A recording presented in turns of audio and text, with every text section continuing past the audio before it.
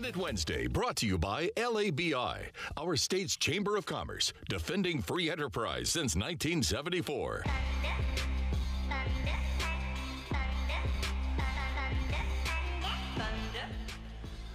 Welcome in. Swinging It Wednesday, June 27th, 2018. Happy that all of our panelists are here. Stafford, Warren, and Carol. Good morning. How are you guys?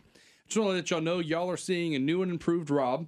Yesterday, I looked like I could have doubled as the host of this show and the parking lot attendant because the shirt I was wearing was so bright.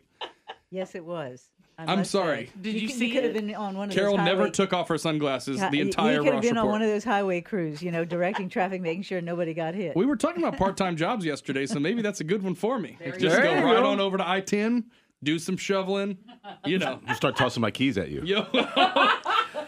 Come on. Now, hold on, Rob. You're now talking about a real job. Oh, come on. I heard you coming in here, and you're talking about you work and your wife works, and so I was thinking that my wife would say, you don't work. All you do is BS and run your mouth. Well, apparently there's a high cost and price on that. So and that's what my wife told me. Luckily, we're doing okay for now. I think you like it when she tells you things. You just do what she Just says. some of it. I do. I always do what I'm told.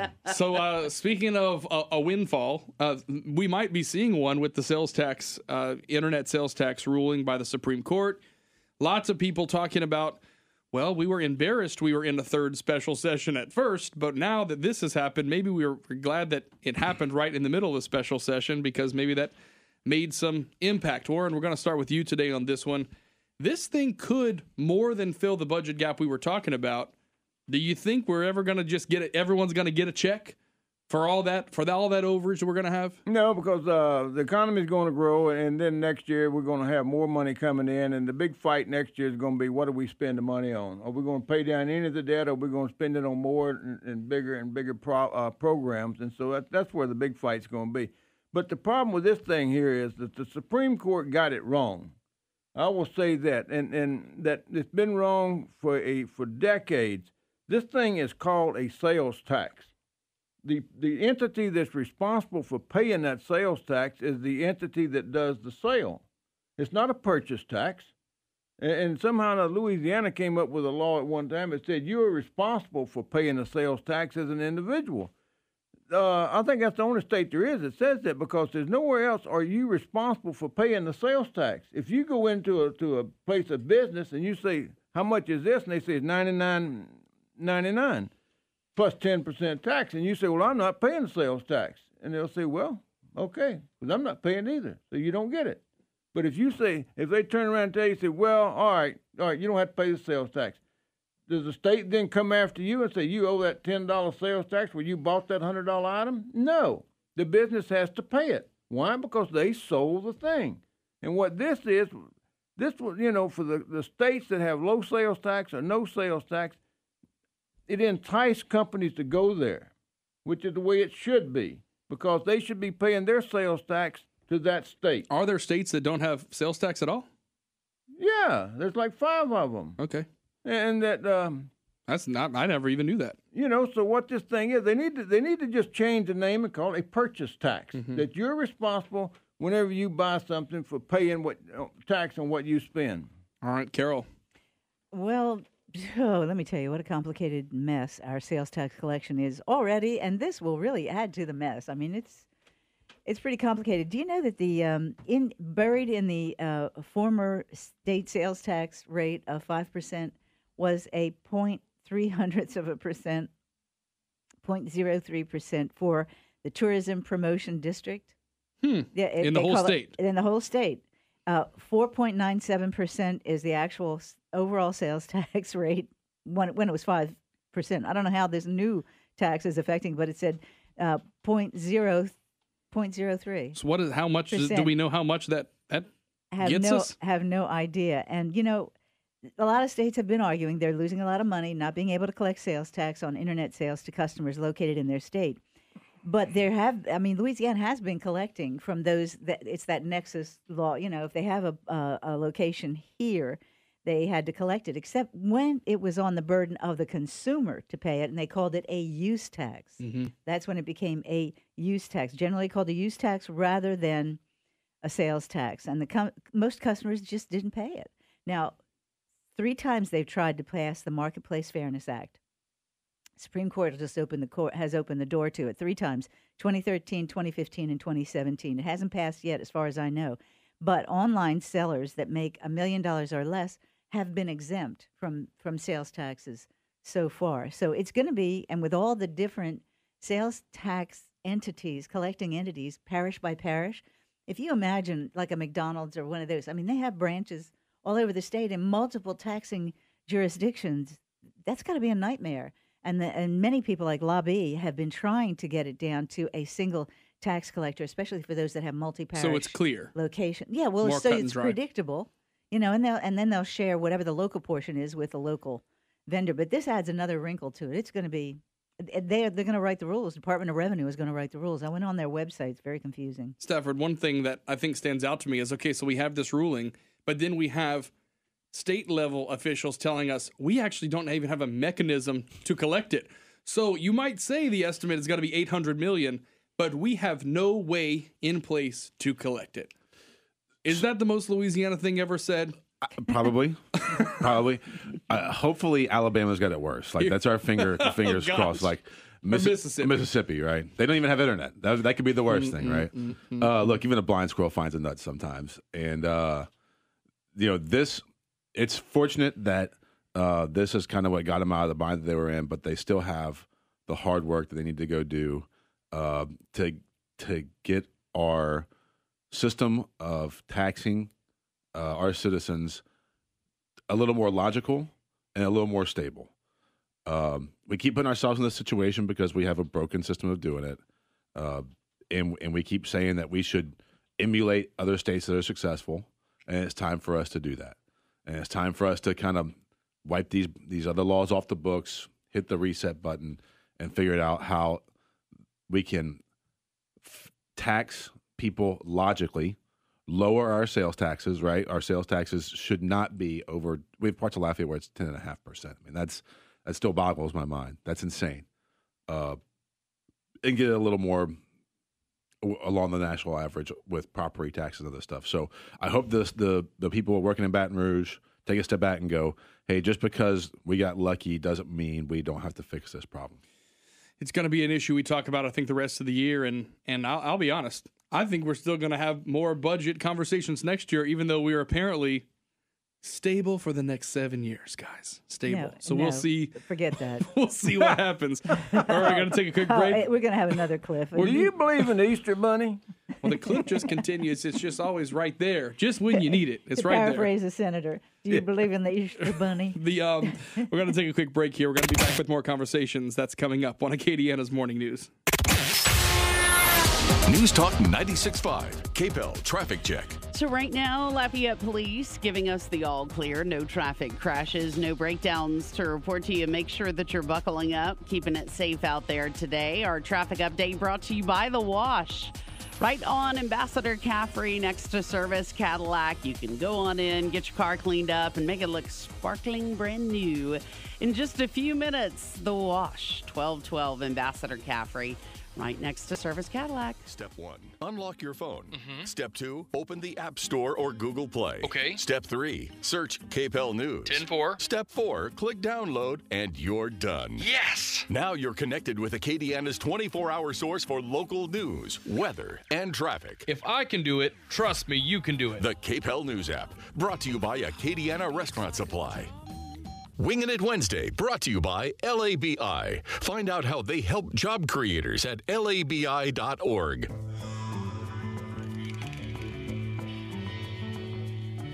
All right, 7:23, Wingin' It Wednesday. I'm pretty sure I know enough about the panelists to know we have someone who lives on our panel at least. 3, including Bernie and me. 3 people that live inside Lafayette. We have someone who's just outside the city limits, and we have someone who lives in the Karen Crow area. So we're almost like a Supreme Court decision away from us just deciding the deconsolidation thing. So I just want to go ahead and let everyone at the council know we're going to decide this thing. And we have all the information and the pros and cons, so we're just going to take care of it here. Seems like deconsolidation for Lafayette Parish is closer than ever, with a proposal to have 5 city council members and 5 parish council members independently of each other. We'll see where that goes, but the conversation is there. Carol, I wanted your insight because we know you have history. You were there for some of the first bricks to be laid on some of our institutions in Lafayette. What do you think about this? God, I'm not that old, Rob. We just built an institution could be the Light Center, and that was just like, 10 years ago? She named the river the Vermilion. Damn, Rob. She put her toe in the water and said, I call this Vermilion. Wow. Love you, Carol. Pocahontas. Oh, gosh. Okay. So what do you think about this deconsolidation thing? They're going to screw it up. Okay. Basically, because they're rushing it through. All of a sudden, it's a panic. We're running out of money. The sky is falling. In 2010, the commission that was formed to study the charter, which had not been messed with since the day one, and it was supposed to be a living, breathing document. It should have been amended. It should have, there should have been changes made over the time, and that never happened. We put this document in place, let it go. And because of certain types of governance over the years, it has caused this fiscal crisis. And nobody has wanted to face the fiscal crisis that has been looming for years, right? So there was the commission in 2010. They put one thing on the ballot in 2011, and that was total deconsolidation. And nobody wants to go back to another political panel to muck things up the way they have with one political panel over the years. So they do not want a separate city council and a separate parish council. What we need, and what I believe could happen very easily, is since the unincorporated area is shrinking every time some value is added to it, some municipality takes it in, and therefore the tax base shrinks in the unincorporated area. Create the areas of first of all, redraw the districts to make sure you have those 5 council members within that 9-member council that are city-only, and they vote on city-only issues.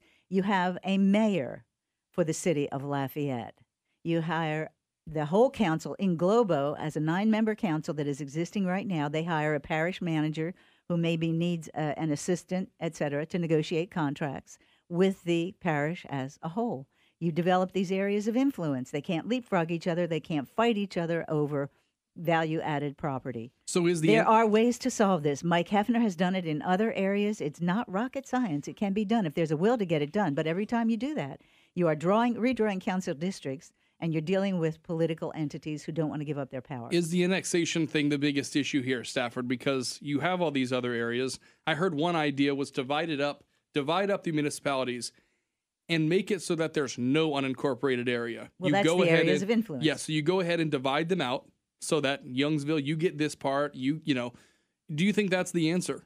I've suggested in the past that it's something that we need to do. I think what I just heard Carol say is that they're going to screw it up and then suggest all very close to the plan, with the exception of a couple small things of what they're trying to accomplish. Look, they want to set up another entity, another political body. We keep calling it deconsolidation. What's going to the ballot is not deconsolidation. It's from what I'm being told and what I'm reading about it. All it is adding a panel of 5 people who can vote on things inside Lafayette. And if you go back to some of the people who in 2010 and 2011 who lobbied against the deconsolidation law right now, or then, and asked them if they were on the right side of history, majority of the time the answer is no. They felt that if they'd have deconsolidated then, things have been a little bit better than it is now. Look, Lafayette needs some autonomy, and the biggest problem Lafayette has is that when the new census number comes out, there's going to be more people outside of the city of Lafayette than there is inside the city of Lafayette. And we've got some of these lines that we haven't been willing to cross as far as growth. One of those lines being E. Broussard and West Broussard, where arguably there's new neighborhoods going up there all the time that are touching against Lafayette, but because of some geographical issues, we just won't go annex that property. The other problem we have is fire rating. The people in the unincorporated parts of the parish aren't paying for fire protection. It's the people in incorporated parts of the parish that are paying for that. There's a lot of issues that are there that can be solved with giving Lafayette some autonomy. Other big issue is just how much of the money that comes into the parish fund comes from in the city of Lafayette taxes. And the number is astronomical. I think it's 82%, somewhere around there, right? So the majority of the value is within the city limits of Lafayette, and the majority of the tax base for property is within the city limits of Lafayette. I think it's time that we stop allowing people who maybe cover Youngsville or Carencro voting on issues about downtown, right? Or voting about issues of what happens in the oil center or River Ranch or whatever. Let's give some autonomy back to the people of Lafayette. All right, Warren. You ready for the common sense, the real issues? Go ahead. Raise your chair up a few more inches. What we're really talking about is how do you divvy up the money? How do you separate the money? And Stafford just got through talking about how much of the percentage of the money comes from Lafayette and this, that, and other. When you start talking about the parish of Lafayette and you start talking about the parish sales tax, then that money is the sales that happen inside the parish of Lafayette. Now, how in the name of God do you take a subdivision that gets incorporated into Youngsville or into the city of Lafayette and claim that they're no longer a part of Lafayette Parish? And I've said this over and over and over. Name me 1 square inch, show me tomorrow morning or this morning in the city of Lafayette city limits or Youngsville or Carencro, anywhere that's not located inside the parish of Lafayette. But what we do is when they incorporate those areas, then they take that tax with them. So that tax, none of that tax then goes to the parish. Most every other civilized That's the next topic, civilized states, what they do is they have a percentage of that tax, sales tax, goes to the county, or in this state, the parish. And it won't be all of it, but a percentage of it needs to go and take care of the county needs, the parish needs, or whatever. And they talk about, well, we got the parish roads, we got this, we got that. By God, you got all these roads that come into Lafayette that the city don't own. So I mean, look, and I'm all in favor of the city of Lafayette having autonomy, but I'm also all in favor of the parish as a whole. It's just like that we don't turn around there and separate the parish of Lafayette from the state of Louisiana. We don't say, well, we're our own entity, so we're not paying state sales tax. We're not paying this, that, and other. No, we're two different entities that are one. We're the sum of the whole. And we need to quit looking at the damn thing and saying it's us against them. But, okay, so then what do we do with the 9 council I don't people? care what you do with the 9 council. What I'm talking about... Well, but then would you have... Who no, runs? But in terms of the money, what Warren is talking about, I understand that, Warren. But I'm asking a different question. Yeah, the trade-off is they don't have to provide any of the services anymore. The parish does have parish-wide general alimony funds, and that's what is dwindling as the value-added part. Of course it's dwindling, Carol, and the reason But the parish is not providing any services within those municipal boundaries. Now, however, in fire protection, there have been cooperative endeavor agreements that they have paid money to the Lafayette Fire Department to provide services. Well, I want to go back to that question, Bernie's question. What happens to the council? Do we eliminate those positions? What I'm trying to figure out is, how do you elect people then? That is it. How you draw the districts is really important. Here's what I'm asking. Depending on what you decide, though, are people who are going to be term limited out this time? Correct. Are they going to be eligible for the new? And that is going to kill district? it. That is going to kill it right there. I promise you, because they will be. Yes, they will. But hold on, the only districts that could potentially be added would be added inside the city of Lafayette, right? What I'm saying is people who currently sit on seats that are considered either parish or Lafayette. All right, I'm going to give you another wrinkle. Would it be? Would they no longer be term limited because it's a new? So Jay Castile, I think, is the only one that's term limited, right? It's no. Kenneth Boudreau is, I believe. I believe Kenneth Boudreau is term limited. I thought he was going to be running for Senate. But you do make a good point. It's a whole new form of government. He would be running against his It's a brother. new office. But that's what I'm asking. There are a lot of rumors about what Kenneth Boudreau is running for. I'm not going to get into that. That's what I'm asking. But I want to tell you. Hold on, guys.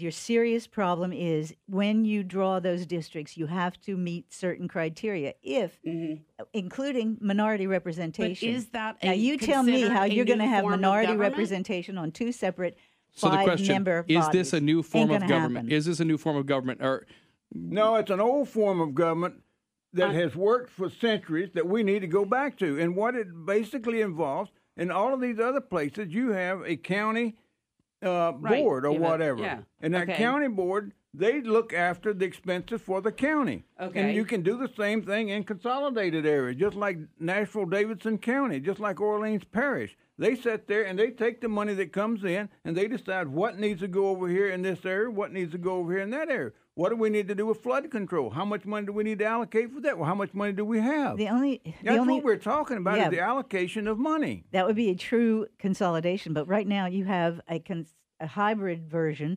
with smaller municipalities who are dug in. They are not giving up one inch. We do have all of that, but what we still need to do is to go back and figure out what percentage of that parish sales tax should go to, quote, the parish. There is no parish sales tax that's not dedicated to a certain entity. And there's no unincorporated part of the parish specific tax. That's what I'm saying, but you do have a parish sales tax. It's parish-wide. Anything that's delivered into the parish. That's right. So then that parish-wide But it's based on location, isn't it? Isn't it wherever the purchases happen, just like a car, while you get to give your address? That is the problem. That is the problem. Okay. If you have a state portion of sales tax, all I'm going to say is don't rush into this. Do not rush into this. They're pushing really hard for it. We can only get it on the ballot if we get it in July. We got to have it on July. I agree. I am telling the council, do not rush into this because on the July ballot? Well, they're talking about voting on it in July so that they can get it on the November ballot because there's a deadline. No, the December ballot. Yeah, how are they going to work out all the tax issues before then? Exactly. I don't think that, but that's and the what thing. about the two different entities? Do people who votes on where? There's not tax issues to work on. Look, we need to clarify. City taxes by law have to be spent in the city. I get that part. And so those funds never intermingle. Their P&L reports are completely separate, right? All it is creating a second body of 5 people who make the decisions over that bucket. So then it brings my next question. If that is now a new form of government, the term limits no longer apply to anybody? Because there are those tricky issues. So because that'll that's have part to go into of the charter. Yeah. We have to have a whole new charter. Would we need a new whole new charter? Yes. Yep. Because it's a whole new thing. Just amending they're going to have the current home rule charter? They're going to have to flesh out all these things: representation, drawing the districts, minority representation, the taxation. These are very thorny issues that have to be thought out. And I'm just telling the council, stop.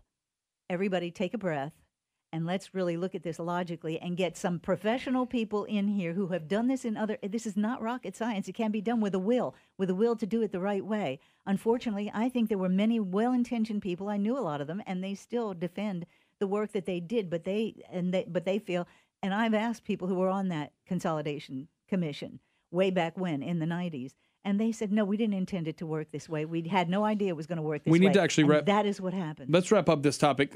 If you have something to say, we can I end just on you. struggle with the idea that we're being told that that they're already doing it wrong when they haven't shown us how they want to do it, right? Let's give these guys a chance to come out and say, hey, here's the plan. Well, where's the plan? This is already June. I think you'll see Bruce Conk coming out with something real soon. I think you'll see a couple others who are saying this is how we intend to do it and writing it out, hashing it out. But for us to say that it's wrong and demonizing it beforehand, it's something that Lafayette needs. It needs some alternatives. I think they just said take it slow. I'm telling them to take a deep breath and do this right this time. I'm not saying that you're demonizing. I'm saying it's possible for it to get done in a timely manner for us to be able to do it at the end of this year. All right, let's break here. We will put that question of term limits into the column of we'll be asking the consolidated council members who we talk to what it means for those who would be term limited if this is a brand new form of government. Okay, and I guess Bruce Conk would be a good contact He's person. a great place to start. All right, 7:38 now at News Talk 96.5 KPEL. Back with more Wingin' It Wednesday, brought to you by LABI. Next.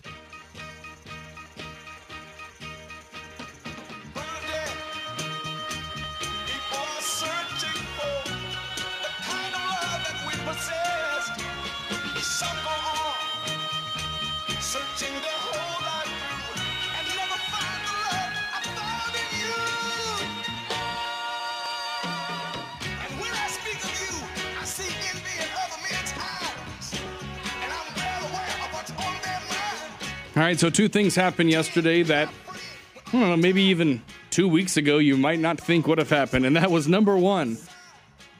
A bunch of the Democrats, including Nancy Pelosi, came out to criticize Maxine Waters for her comments about targeting, I guess you can say, Trump cabinet members wherever they are. And then on the same day, Bill Clinton said Sarah Huckabee Sanders should just be allowed to do her job and kind of defended the news we heard yesterday that she has temporary Secret Service protection. So is this more uncivil than we have seen it, or have people just forgotten about how things were in 2016? We'll start with you, Stafford, on this.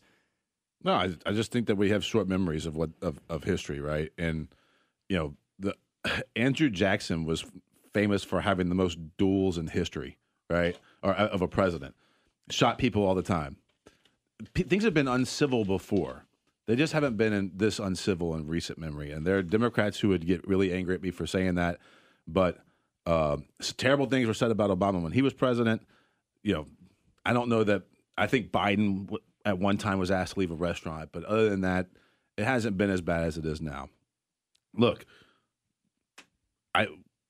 there's been arguments from both sides that if you own a business, you should be able to deny business to whoever you want to. We take the gay cake deal in Colorado, right? And we look at people who said he should be allowed to deny whoever he wants to, and then we turn around and we hear that a 27-seat restaurant in Virginia asked Sarah Huckabee Sanders and her family to leave, right? And then we say that that's too far. Look, personally, I don't care. I don't care either way. You own a business, you don't want her to go there, throw her out. You want me to go there? Throw me out. It doesn't matter. But realize that in this day and age, the amount of hell you're going to unleash on yourself is something that you need to be prepared for. And if you're not prepared for it, keep your mouth shut and make sure you don't overcook the steak.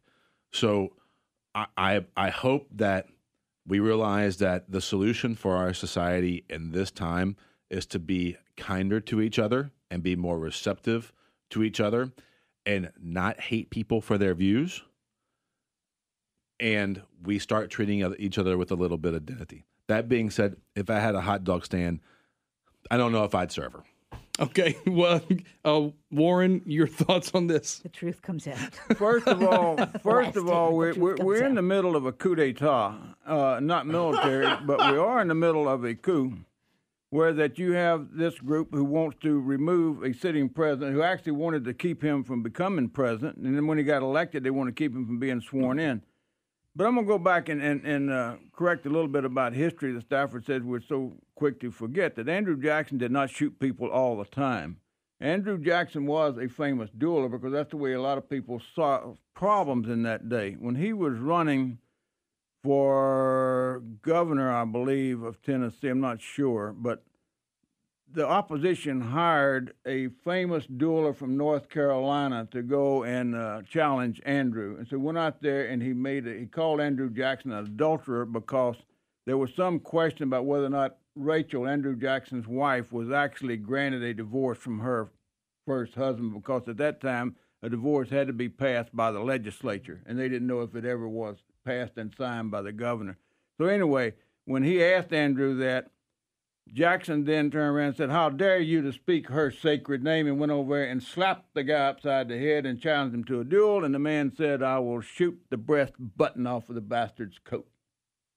And so the next day, that night, Andrew Jackson took the lining out of his coat, sewed another button, moved his buttons over, and he stood on the side where the wind was blowing that button over a little bit to the right. And when the man shot, he hit him in the chest with came about an inch from that button.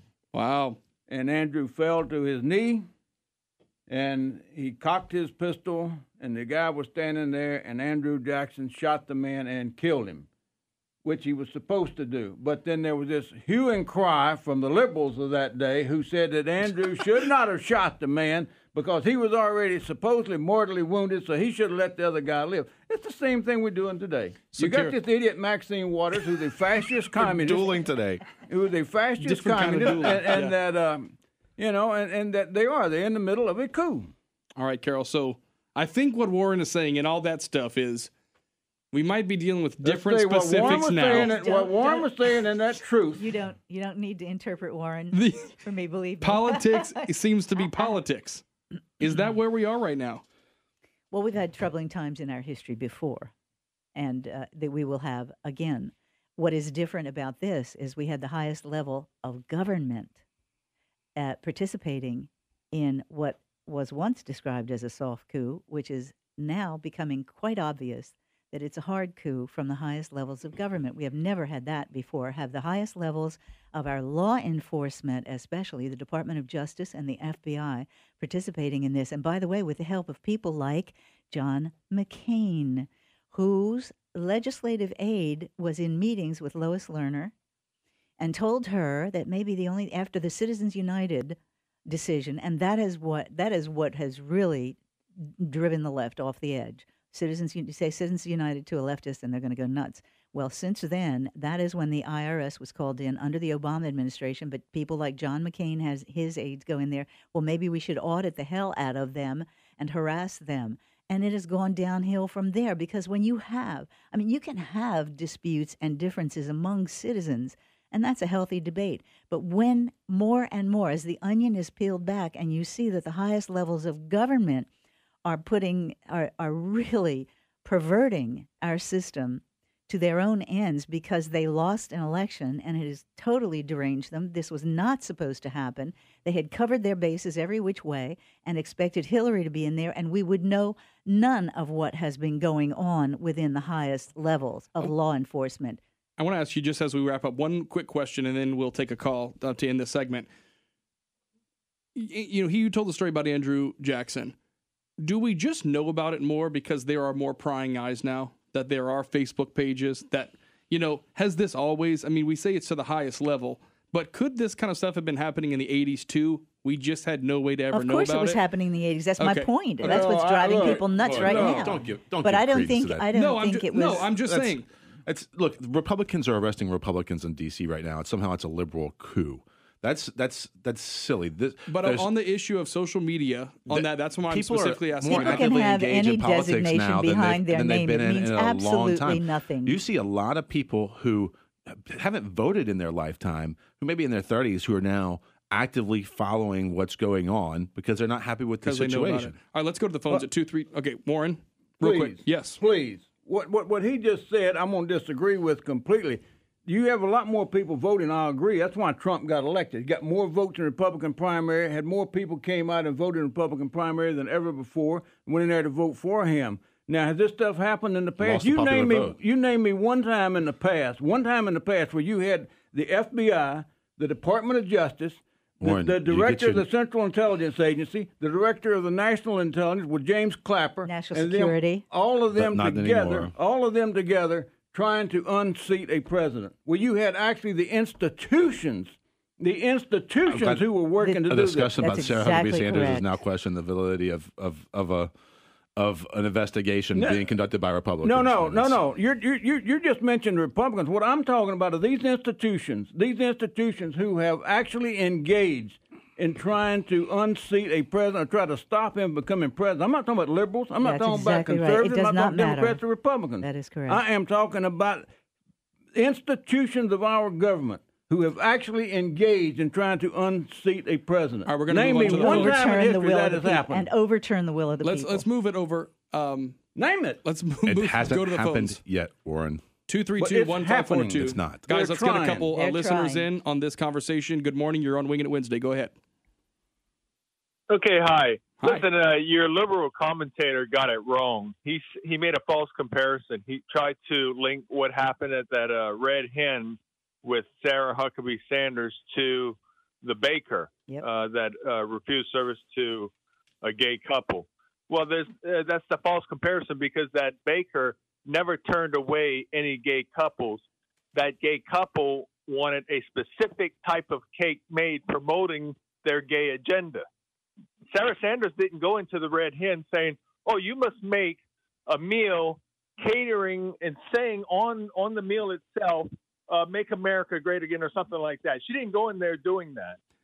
Hold on. If that was something that, because they're Democrats in that Red Hen, then sure, they shouldn't have to make that type of meal saying that. So you seem like I know our listeners are very well informed. Let me just false comparison. Let me just ask you a question real quick. So if we take another issue, the other one that has been kind of posted around was it in Kentucky where the clerk of court didn't want to issue marriage licenses? Mm-hmm.